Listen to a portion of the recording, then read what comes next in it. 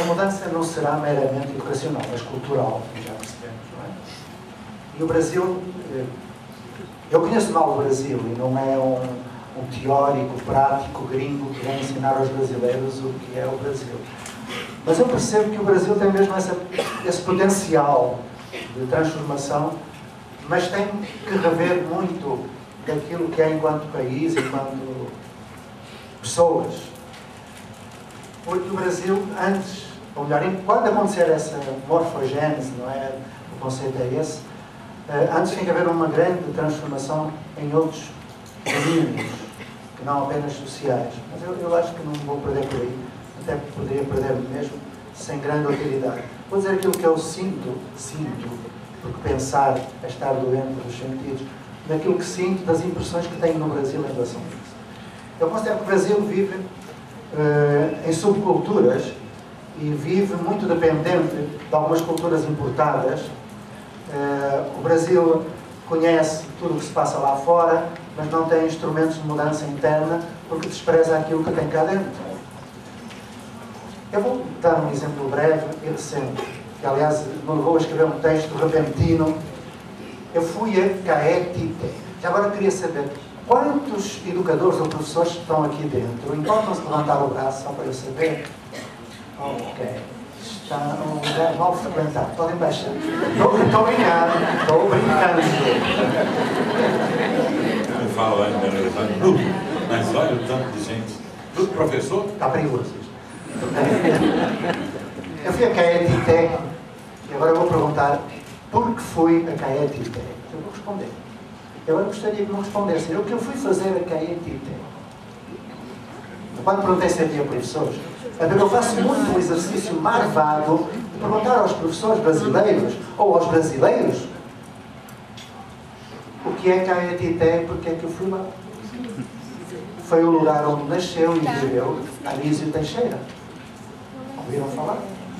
A Fralha Peixoto, Lourenço Filho, a Cecília Meirelles, José Agostinho da Silva, Eurípides Bassanufo, Tomás Novelino, Lourdes de Oliveira Lima. Ouviram falar?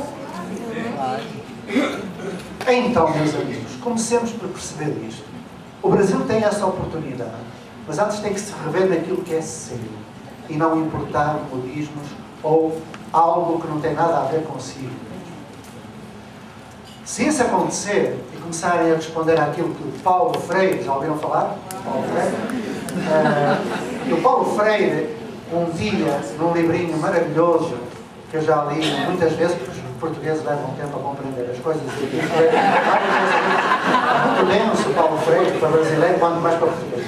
Então, chama-se Pedagogia da Esperança. Foi um livro póstumo, o último que ele publicou em vida. E nesse livrinho, isto fica como resposta, que não é resposta, nesse livrinho o Paulo Freire diz o seguinte, já disse isto várias vezes, mas quando vai para a Veiga repete-se. Os brasileiros deverão deixar de pautar a sua reflexão pedagógica deverão deixar de nortear a sua reflexão pedagógica. Olhai a carga. Nortear, orientar. Linguagem produz cultura.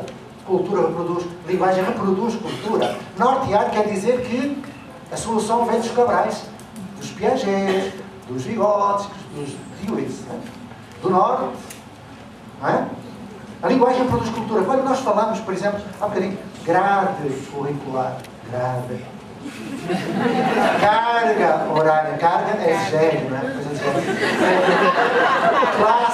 Classe. Olha aí, classe. Segmentação cartesiana, hierarquia. Tudo tem a ver com isso. Quando nós questionamos exatamente isso, percebemos que Paulo Freire tinha razão. Ele dizia, será necessário deixar de nortear e passar a soliar. Eu fiquei surpreendido quando eu escrevi esta palavra num texto que eu fiz. Escrevi no computador e o autocorretor é brasileiro. E não sublinhou a vermelho nortear, mas sublinhou a vermelho soliar. Sintoma de dependência, sintoma de proselitismo. Então, é aqui que é preciso a gente tocar e começar a perceber que esta pátria, que é a minha pátria de adoção, tem heróis que não são aqueles que parecem ser. Haverá essa morfogênese quando o Brasil, por exemplo, perceber, e perdoai quem estiver em desacordo, que aqueles que têm como heróis Duque de Caxias, Floriano Peixoto, não passaram de assassinos, de genocidas. E passaram a questionar tudo isto. E eleger como heróis, por exemplo, António Conselheiro, de Canudos. Zumbi dos Palmares, apesar de ter tido escravos para o servir. Ninguém é perfeito. Passaram a perceber que é um Teófilo Autónico e por aí vai. E constituir cultura é realmente dar atenção e cultivar aquilo que deve ser cultuado. E escapar ao neocolonialismo que nos turva os sentidos e nos impede o movimento. Quando isso acontecer, essas palavras são proféticas. Só falei aqui.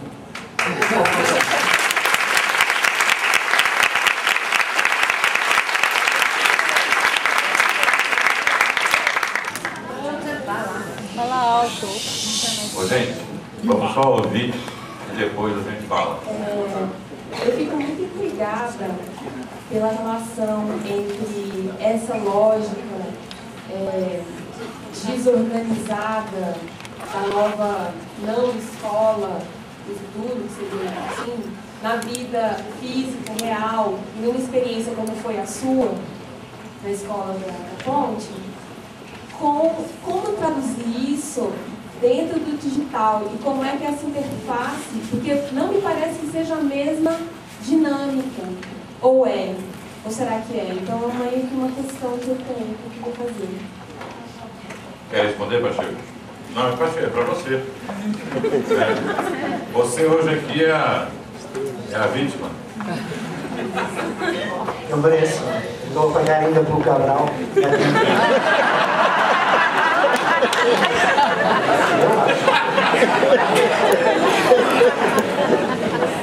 Bom, a Ponte tinha que chegar, é uma praia, a escola não vai. Já não bastou os 33 anos que lá estive. A Ponte foi a primeira escola lá em Portugal a adotar o digital. Primeira, naqueles computadores antigos, um Amstrad que nós tínhamos, que os dedos eram precisos 3 ou 4 para criar a Ponte. Porque funcionava assim quando funcionava. Nós apercebemos de que o digital não é um paliativo para a escola que está em crise ou movimenta. Nem é solução para nada. É mais uma ferramenta. E importantíssima. E mais, e que permitia a transgressão que antes era difícil de fazer. Isto é, permitia que se criasse outro ambiente, outro contexto de aprendizagem que não aquele que impunham e ainda impõem às crianças como se fosse um só. E como se fosse o único, um som único. Bom, nós descobrimos vários perigos nesse uso.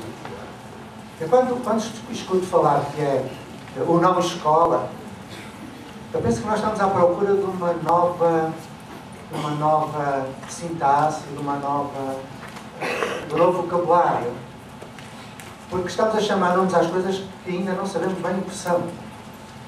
Nós temos o cuidado de não transformar as nossas crianças, desescolarizando-os, em monstrinhos de computador, não é? Isso é um problema sério porque é uns antólios e não vê o que está ao lado. Fica mais solitário ainda.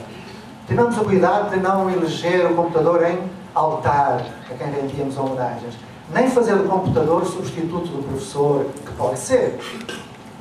A informação está toda aí, não é preciso professor de papagaio para passar informação. Ela está contida nesses meios de que nós hoje dispomos. Então o que nós percebemos foi que o digital pode ser posto ao serviço de algo que já não é a escola enquanto instrumento exclusivo, ou falar do alto cérebro, não, porque tem gente que não gosta do que eu digo, que é aparelho ideológico do Estado, mas não vou falar disso. É perigoso. As sensibilidades são livres. E então pusemos ao dispor da própria comunidade. Isto é, acontece aprendizagem em qualquer lugar e tempo. As novas tecnologias, o digital, permite que em qualquer lugar, que não dentro das 4 paredes do gueto da infância, que hoje se chama escola, em que se isola a criança do resto, onde se isola o velho no lar da terceira idade, nós estamos em guetos, não é? Era possível desfazer esses guetos através do recurso a uma rede. E essa rede foi instalada. Basta dizer que para se instalar essa rede Eu tive que fazer algo abominável, de que eu nunca me arrependi, mas que não desejo a ninguém. Eu fui perfeito da minha cidade.